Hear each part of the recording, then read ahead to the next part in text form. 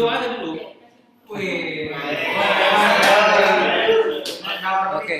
Sebelum kita presentasi, mari kita berdoa terlebih dahulu.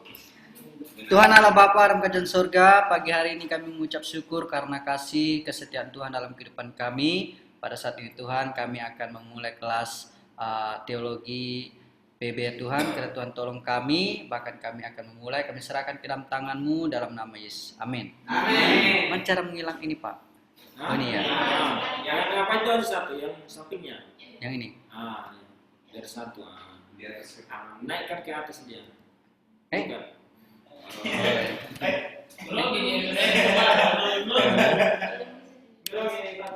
Motor ya.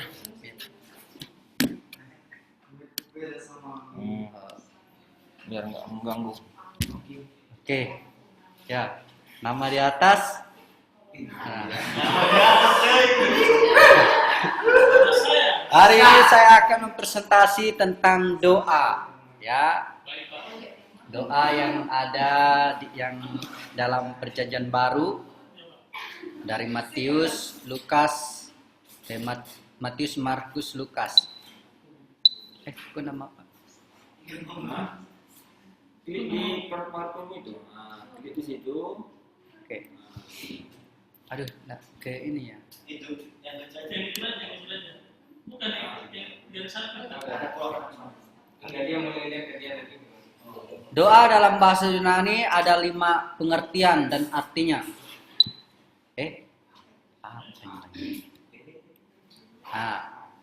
Yang pertama, doa parakaleo. Nah, memanggil seorang datang mendekat. Ini biasanya dilakukan dalam keintiman suami istri. Ya, jadi ini gambaran. Nah, jadi apabila kita berdoa, kita sedang memanggil Allah mendekat kepada kita, ya. Dengan kata lain, kita mengorbankan waktu yang terbaik untuk khusus berdua dengan Tuhan, intim dalam doa setiap hari. Nah, yang kedua, doa deomai, itu memberikan saran atau usul. Ini biasanya dilakukan dalam hubungan sahabat yang dekat. Nah, doa ini ya, jadi apabila kita berdoa, kita juga boleh memberi usul atau saran kepada Tuhan. Memang Tuhan tahu ya yang terbaik buat anak-anaknya, tetapi Tuhan juga mau menerima saran atau usul dari anak-anaknya. Contoh waktu Abraham berdoa untuk tanah Sodom pada saat itu ya, waktu Tuhan memusnahkan. Nah, di situ Tuhan kasih saran atau berdialog dengan Tuhan. Tuhan, bagaimana kalau 50 orang, apakah Tuhan menghukum dan seterusnya? Nah, ini yang dimaksudkan doa ini. Selanjutnya, doa aiteo, yaitu mengajukan permohonan. Suatu kali Raja Hizkia jatuh sakit dan hampir mati. Lalu Tuhan menyuruh Nabi Yesaya untuk menyampaikan pesan kepadanya bahwa ia pasti mati dan tidak akan sembuh. Mendengar pesan itu, menangislah Raja Hizkia dan memohon kepada Tuhan dalam doanya. Dan Tuhan mengabulkan doanya. Ada beberapa alasan kenapa doanya dikabulkan. Yang pertama, Hizkia hidup dengan tulus hati di hadapan Tuhan. Lalu yang kedua, melakukan apa yang baik di mata Tuhan. Nah, melakukan kebenaran firman Tuhan. Nah, pada waktu Hizkia juga berdoa, ia menangis di hadapan Tuhan. Hizkia juga merendahkan dirinya di hadapan Tuhan. Makanya setelah itu Tuhan bilang, aku akan memperpanjangkan umurmu 15 tahun. Nah, nanti saudara boleh buka kitab saya lupa. Nah, selanjutnya doa erotau. Berarti berdoa adalah memeriksa diri dan hati kita di hadapan Tuhan. Nah, kata Nabi Nathan pada waktu datang kepada Daud, ketika Daud telah jatuh dalam dosa persinahan dalam pembunuhan juga yang direncanakannya, maka Daud membuka hatinya di hadapan Tuhan. Ia menerima teguran Nabi Nathan, mengakui dosanya dan bertobat. Itu Mazmur 51. Nah, ini doa eukomai. Nah, mencurahkan isi hati kita di hadapan Tuhan atas segala yang terjadi dalam dalam hidup kita. Nah, apakah hal itu tentang kesedihan, keberhasilan, kegembiraan, kegagalan, patah hati, sakit hati? Nah, inilah doanya. Nah, doa seperti ini yang dipanjatkan pada Tuhan. Nah, selanjutnya definisi doa. Nah, doa adalah persekutuan. Ini bahasa saya sendiri, ya, bukan bahasa buku apapun. Nanti kalau saudara boleh kritik aja. Dengan Tuhan bercakap-cakap atau berkomunikasi dengan Tuhan. Nah, doa adalah suatu perintah Allah kepada manusia. Kalau kita melihat Matius 7 ayat 7, ya, Kolose 4 ayat 2. Nah, karena doa merupakan komunikasi kita dengan Tuhan, dan doa juga suatu bentuk hubungan kita dengan Tuhan, ya. Nah, hal berdoa, kalau kita melihat di Matius, ya, dan apabila kamu berdoa, janganlah berdoa seperti orang munafik. Mereka suka mengucapkan doanya dengan berdiri dalam rumah-rumah ibadat dan pada tikungan-tikungan jalan raya, supaya mereka dilihat orang, ya. Aku berkata kepadamu, sesungguhnya mereka sudah mendapat upah. Nah, tetapi jika engkau berdoa, masuklah ke dalam kamarmu, tutuplah pintu dan berdoalah kepada Bapamu yang ada di sorga, yang di tempat tersembunyi, maka Bapamu yang melihat yang tersembunyi akan membalaskannya kepadamu. Nah, dan kalau kita melihat dalam hal berdoa, ya, ada di Matius tadi yang saya sudah katakan, Matius 6 ayat 5 sampai 13. Kita juga bisa melihat dari Lukas. Nah, lagi pula dalam doamu itu janganlah kamu bertele-tele seperti kebiasaan orang yang tidak mengenal Allah. Mereka menyangka bahwa karena banyaknya kata-katanya doa akan dikabulkan. Nah, jadi janganlah kamu seperti mereka, karena Bapamu mengetahui apa yang kamu perlukan sebelum kamu memintanya. Matius, ya, kalau kita buka Matius. Nah, karena itu berdoalah demikian: Bapa kami yang di surga, dikuduskanlah namamu. Nah, itu perintah yang Tuhan Yesus. Nah, kalau kita melihat selanjutnya, ini yang dimaksudkan tadi, berdoa seperti ini: Bapa kami yang di surga, dikuduskanlah namamu. Nah, setiap anak Tuhan sebaiknya memiliki tempat di mana ia dapat sendirian dengan Allah. Jikalau tempat semacam itu tidak ada, maka berdoa secara tersembunyi tidak dapat dilaksanakan untuk waktu yang lama atau secara teratur. Contohnya kalau kita berdoa, saya suka orang yang berdoa sendiri daripada, misalkan, gini maksud saya, kalau kita berdoa di suatu tempat terus ada orang yang mengganggu, nah itu tidak ada konsentrasi. Nah, jadi perlu kita berdoa, ya, cari tempat yang aman dan tidak ada orang mengganggu. Nah, terserah kita mengucapkan, mau teriak-teriak, kan seperti itu, ya. Yesus memiliki tempat yang semacam itu, ya. Kalau kita melihat ada doa yang dipanjatkan di tempat tersembunyi. Yesus sendiri berdoa di tempat tersembunyi, walaupun muridnya juga ada mengikutinya, tapi dia jauh daripada muridnya. Itu suatu hal yang penting. Nah, pada pagi hari, untuk menyerahkan hari itu kepada Allah, pada waktu dia mau ditangkap. Nah, pada malam hari untuk mengucapkan syukur atas kemurahannya. Nah, pada saat Roh Kudus mendorong kita untuk berdoa, maka kita akan berdoa. Tanpa Roh Kudus yang mendorong kita, tentu kita malas untuk berdoa, betul? Nah, jadi makanya juga ada Yesus juga mengatakan bahwa roh kita juga yang Paulus, ya, mengatakan bahwa roh itulah yang memampukan kita atau yang bersaksi dengan kita. Nah, selanjutnya doa mengenal kita kepada Allah sebagai Bapa, yaitu Matius 6 ya, ayat 9. Karena itu berdoa demikian. Dengan contoh doa ini, Kristus menunjukkan apa saja yang harus menjadi pokok doa orang Kristen. Ada 6 permohonan dalam doa itu. Ada 6, berarti ada 3. Yang pertama berkaitan dengan kekudusan dan kehendak Allah. Ada 3, sisanya berkaitan dengan kebutuhan jasmani. ya, kita sehari-hari. Singkatnya doa ini tidak berarti bahwa kita harus berdoa secara singkat, ya. Nah, mengenai kebutuhan kita, Kristus kadang-kadang berdoa sepanjang malam. Kalau kita melihat di Lukas 6 ayat 12. Nah, contohnya Bapa kami yang di surga. Nah, doa melibatkan penyembahan kepada Bapa di surga, ya.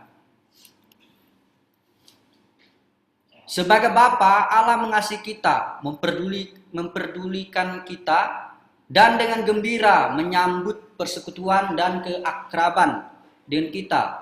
Melalui Kristus kita dapat menghampiri Dia pada setiap saat untuk menyembah dan membawa persoalan kita kepadanya. Ada di Matius 6, 25 sampai 34. Allah sebagai Bapa tidak berarti bahwa Dia seperti seorang bapa manusiawi yang membiarkan anak-anaknya berbuat salah atau yang tidak mendisiplinkan mereka dengan benar. Allah adalah Bapa yang kudus yang harus menentang dosa. Allah tidak akan membiarkan dosa sekalipun di dalam diri mereka yang menyebutnya Bapa. Namanya harus dikuduskan dalam doa kita, ya. Sebagai Bapa surgawi, Ia dapat memberi berkat atau juga dapat menghukum, menahan atau bertindak dengan adil atau dengan murah hati. Nah, cara Allah menanggapi kita sebagai anak-anaknya tergantung pada iman kita masing-masing atau ketaatan kita kepadanya. Ini selanjutnya, dikuduskanlah namamu. Nah, hal yang paling perlu diperhatikan dalam doa kita dan kehidupan kita ialah pengudusan nama. Pengudusan nama Allah. Nah, adalah hal yang sangat penting bahwa Allah sendiri dihormati, ya, melalui doa kita. Bapa kami yang di surga, dikuduskanlah namamu, ya. Dimuliakan dan ditinggikan, yaitu ada di Mazmur. Nah, di dalam doa dan kehidupan sehari-hari kita harus sangat memperhatikan nama baik Allah, gerejanya, Injilnya, dan kerajaannya. Melakukan sesuatu yang mencemarkan nama baik Tuhan merupakan dosa yang sangat hebat sehingga mempermalukan Allah. Nah, selanjutnya, datanglah kerajaanmu. Nah, doa orang Kristen haruslah berhubungan dengan kerajaan Allah di bumi sekarang ini dan dengan perwujudannya pada masa yang akan datang. Nah, kita harus berdoa untuk kedatangan Kristus yang kedua kalinya serta penegakan kerajaan Allah yang abadi di langit baru dan bumi baru. Ya, Wahyu, ya, nanti bisa juga lihat di Petrus. Nah, kita harus berdoa untuk kehadiran dan manifestasi rohani dari kerajaan Allah sekarang ini. Nah, hal ini termasuk penyataan kuasa Allah di antara umatnya agar menghancurkan pekerjaan iblis, menyembuhkan orang sakit, menyelamatkan jiwa-jiwa yang terhilang, meningkatkan kebenaran, dan mencurahkan Roh Kudus atas umatnya. Nah, jadilah kehendakmu. Nah, berdoa seperti ini berarti bahwa kita sungguh-sungguh menginginkan kehendak dan maksud Allah terwujud dalam kehidupan kita dan keluarga kita sesuai dengan rencananya yang abadi. Nah, terkadang kan seringkali kita kalau berdoa suka-suka kita.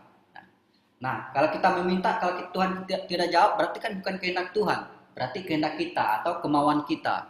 Nah, makanya kita perlu berdoa, jadilah kehendakmu. Setelah kita berdoa, apa yang sudah kita minta, jadilah kehendak Tuhan. Kan? Seperti itu. Kita terutama dapat mengetahui kehendak Allah di dalam firman-Nya yang telah dinyatakan, yaitu Alkitab, dan melalui pimpinan Roh Kudus di dalam hati kita. Ada di Roma 8 ayat 4 sampai 14. Nah, kehendak Allah. Kehendak Allah terlaksana bila kita berdoa agar kerajaannya dan kebenarannya datang di antara kita. Ya, Matius 6:33. Nah, ini sekarang kita ke ketiga, yaitu tentang ada 3 tadi, tentang jasmani ya, kebutuhan jasmani dan kebutuhan rohani. Yang pertama tadi kebutuhan rohani, sekarang kita ke kebutuhan jasmani. Makanan kami yang secukupnya. Nah, doa juga harus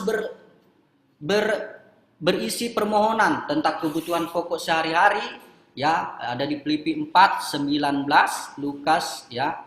Nanti kita boleh baca selebihnya. Nah, ampunilah seperti kami juga mengampuni ya. Doa harus memperhatikan masalah atau dosa dan kesediaan untuk mengampuni mereka yang telah bersalah kepada kita. Nah, kalau kita berdoa terus, kalau kita ingat ada masalah, kata Tuhan, kalau kamu tidak bereskan, maka sia-sia doa kita. Seperti itu. Nah, lepaskanlah kami daripada yang jahat.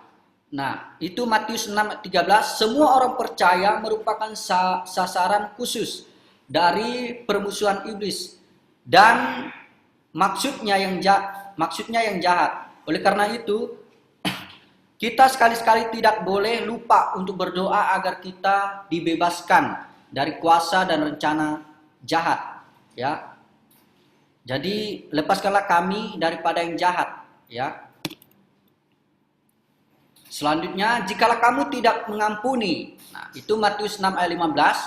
Yesus menekankan di sini bahwa orang Kristen harus bersedia untuk mengampuni kesalahan orang lain. Apabila mereka tidak mengampuni orang bersalah, mengampuni orang yang bersalah, mengakui kesalahannya. Nah, ketika misalkan kita orang Kristen, terus ada orang bersalah kepada kita, lalu kita tidak mengampuni, ya, maka itu juga hal yang merupakan dosa. Nah, Allah tidak akan mengampuni mereka dan doa mereka tidak ada gunanya. Ini adalah suatu prinsip penting mengenai cara Allah mengampuni dosa. Jadi sebelumnya kita harus mengakui dosa kita dan mengampuni orang lain juga. Nah, ini bentuk doa meminta untuk pengerja, ya. Kita lihat bersama-sama. Pada waktu Yesus melihat orang banyak, maka timbul belas kasihan kepada mereka. Yesus melihat orang banyak terlantar seperti domba yang tidak mempunyai gembala. Lalu Yesus berkata kepada muridnya, tuaian memang banyak, tetapi pekerja sedikit. Mintalah, kata Yesus. Nah, ini juga merupakan suatu doa, ya. Dan ini suatu bentuk doa bagi pengerja dalam gereja, seperti ketika membutuhkan seorang pelayan. Mungkin di gereja tidak ada pelayan Tuhan, ya, atau pemain musik dan lain sebagainya. Nah, mintalah, kata Yesus. Ini juga suatu doa. Nah, doa disertai dengan iman. Mari kita lihat bersama-sama. Matius 9:27-31. Ada 2 orang buta pada waktu mereka mendengar Yesus lewat, ya, dikatakan di situ mereka sambil berseru-seru kepada Yesus, kasihanilah kami, anak Daud. Yesus berkata, percayakah kamu kepadaku? Lalu mereka menjawab, ya Tuhan, kami percaya. Nah, jadi ini adalah suatu bentuk doa juga yang disertai dengan iman, ya. Kedua orang buta ini memiliki iman kepada Yesus. Mereka tahu bahwa hanya Yesuslah sanggup menyembuhkan mereka. Nah, dalam hal keseruan mereka,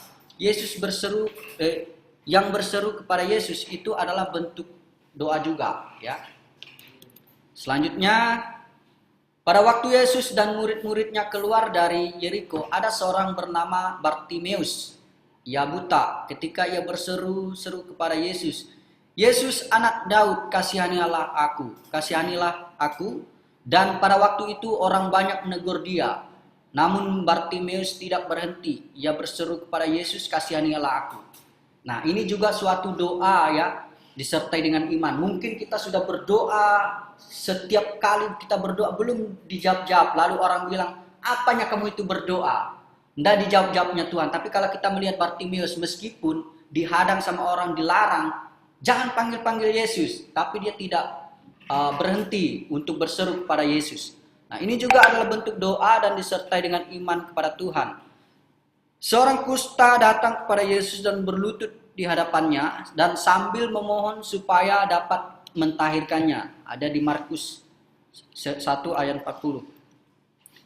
Nah, pada waktu Yesus mengutuk pohon ara dan muridnya pun melihat dan mereka heran. Dan Yesus berkata kepada muridnya, barang siapa berkata kepada gunung ini, beranjaklah dan tercampaklah ke dalam laut, asal tidak bimbang hatinya. Dan Yesus berkata, apa saja yang kamu minta dan doakan, percayalah bahwa kamu telah menerimanya. Ada di Markus 11 ya. Nah, ini bentuk doa dalam Alkitab. Pada waktu Yesus dan muridnya tiba di Betsaida, di situ orang membawa seorang buta kepada Yesus. Nah, mereka memohon kepadanya ya. Untuk itu, pada waktu Yesus dan muridnya naik perahu, maka sekonyong-konyongnya mengamuk angin.